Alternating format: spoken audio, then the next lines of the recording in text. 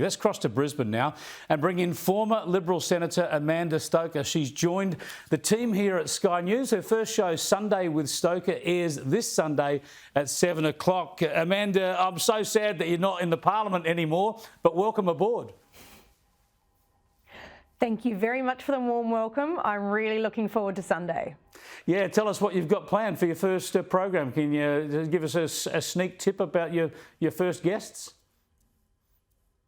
Well, the program is all about getting the concerns and the lives of real Australians heard by more people at the top. So we've got a real mix of people who are dealing with the education and the cultural and the economic problems facing this country, both from the political end of the spectrum, from experts in the field, but also just boots on the ground people who are dealing with the consequences every day of their lives. So we're going to be talking about education. We're going to be doing that with experienced teachers and people with portfolio responsibilities.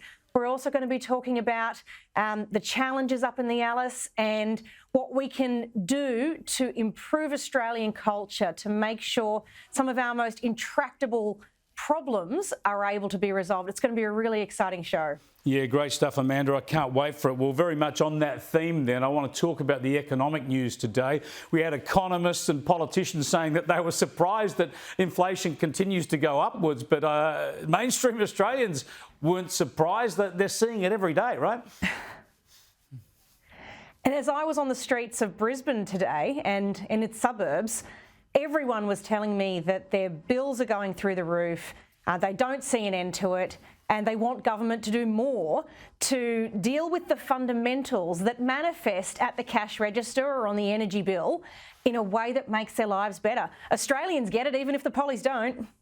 Yeah, well, to me, help me out here with what your prescription would be. But to my mind, the two most significant things the federal government could do to try and get a lid on inflation is, one, rein in some of their government spending, but two, deal with energy. Give us cheap, reliable energy instead of adding to our energy costs. Look, honest conversations with the Australian public about what amounts to a realistic and sustainable amount of spending is a great start.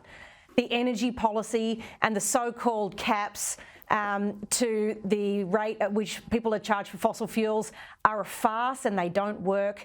We've got to get to the guts of what's causing these things, and it's about supply. We've also got to be able to talk about industrial relations and how we can get productivity out of the workforce that means we can deliver more for a lower price. These are all going to make a difference, but on every single one of those issues, Albanese and co have got their head in the sand. All right, let's talk about Indigenous issues and the voice. And when we see national attention go to long-standing problems that, of course, yes, have been exacerbated of late, but anybody who pays attention knows that these issues have been rife in Alice Springs, in Tennant Creek, in Katherine, in Darwin, and in other regional towns around Australia for many, many years. And we keep hearing people saying the trouble is we don't hear enough about it, we don't hear the solutions. Why wouldn't an Indigenous voice from local and regional communities up to a national parliament, why wouldn't that help to draw attention to these issues and maybe come up with some good ideas to help fix them? Well, look, I agree with your point about the fact that this isn't really about the crisis point at Alice Springs at this moment in time. These types of problems are persistent and they're real and they're there all the time, even if they're in the headlines now. But to say that a voice is the answer, I'm not sure that it necessarily is. I mean, we have multiple government bodies at present whose sole purpose is to consult with Indigenous Australians and to make sure policy is tailored to their needs. We have those at state government level, we have them at federal government level, and they're doing that.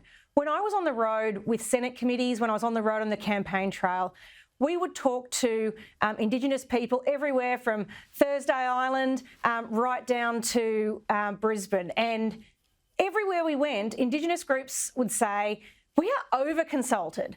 We're sick of talking.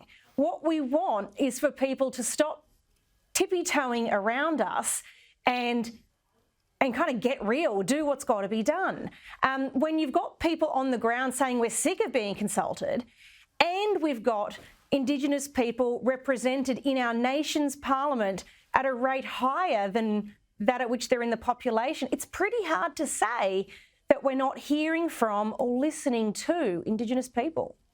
Well, Amanda, I know you're going to be a ripping success as a commentator and a broadcaster, and I look forward to that. But I've got to say, I hope the Coalition get their act together and lure you back into politics sometime, preferably into the lower house where the sky is the limit. Thanks for joining us. Good luck this Sunday, and we'll catch up again next week.